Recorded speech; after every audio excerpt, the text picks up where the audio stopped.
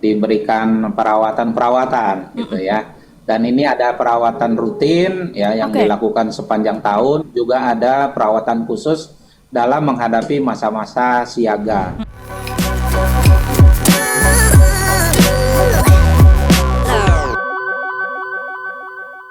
Pastikan ada perbedaan ya Pak Dodi kalau misalnya di daerah dengan di Jakarta sendiri. Malah kebalikan jadinya ya. Kalau di Jakarta untuk malam Betul, hari ini malah turun ya karena memang mayoritas di sini adalah untuk perekonomian. betul, Untuk kenaikannya sendiri berarti ada di betul. bagian perkantoran ataupun pusat perbelanjaan gitu ya Pak Dodi?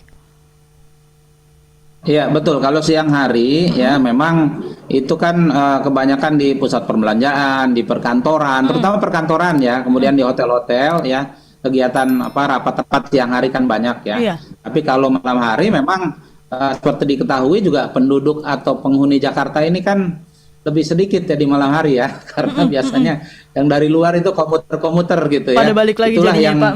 kemudian kembali gitu Iya. ya ke rumah masing-masing di seputaran Jakarta gitu. Jadi Mm-mm. memang polanya seperti itu. Namun memang ada sedikit kenaikan tetap ya antara malam hari sebelum Ramadan dengan malam hari selama Ramadan, meskipun itu sangat sedikit ya. Contoh Mm-mm. misalnya dari total kebutuhan sebelum Ramadan itu, kalau malam hari itu sekitar 4.500 Oke. gitu ya megawatt, ini hanya naik 1% saja naiknya gitu Mm-mm. selama Ramadannya. Selama Ramadan, ya.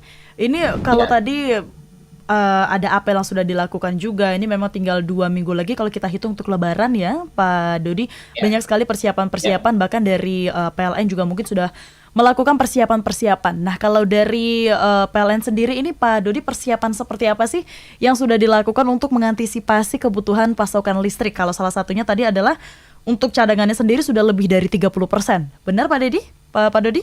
Ya, betul, Hmm, hmm, betul.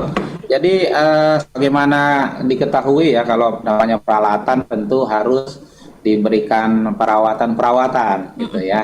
Dan ini ada perawatan rutin ya yang Oke. dilakukan sepanjang tahun, juga ada perawatan khusus dalam menghadapi masa-masa siaga. Mm-mm. Nah, jadi PLN telah melakukan persiapan-persiapan berupa perawatan-perawatan ya, peralatan atau mesin-mesin itu mulai dari pembangkit listrik, Oke. kemudian jaringan transmisi atau disebut dengan sutet, sampai dengan jaringan distribusi tegangan menengah maupun tegangan rendah sampai kepada rumah-rumah pelanggan kami. Mm-mm. Nah, di situ kami juga melakukan pengecekan mulai dari kecukupan energi primer gitu ya, kemudian bagaimana kalau ada keadaan-keadaan darurat atau kontingensi, ya misalnya ada terpaksa harus ada padam, apakah itu bencana alam lain-lain, Ya. kita sudah lakukan simulasi dan insya Allah kesimpulannya kami sudah siap. Mhm. Termasuk beberapa peralatan, misalnya khususnya di ini nih, rumah-rumah ibadah ya. Ya. Di Jakarta ini kita Mhm. juga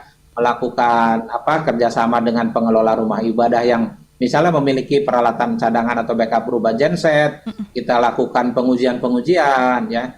Kita kemudian ada semacam hotline yang lebih disiagakan lagi. Ya, kita siapkan lebih dari 2.000 personel. Oke. Kemudian posko-posko siaga juga kita siapkan ya, dan beberapa hal lain yang kemudian kita lebih siagakan lagi pada saat siaga Idul Fitri yang kita nyatakan atau canangkan mulai dengan H-7 sampai dengan H+7 dari hari raya atau lebaran ini. Oh, oke. Berarti persiapannya sudah cukup banyak juga ya, tidak dari transmisi, tidak hanya dari mesinnya, tapi juga bahkan personelnya sudah dipersiapkan juga ya, Pak Betul. Dodi untuk menyambut Ya, ya. Lebaran 2023.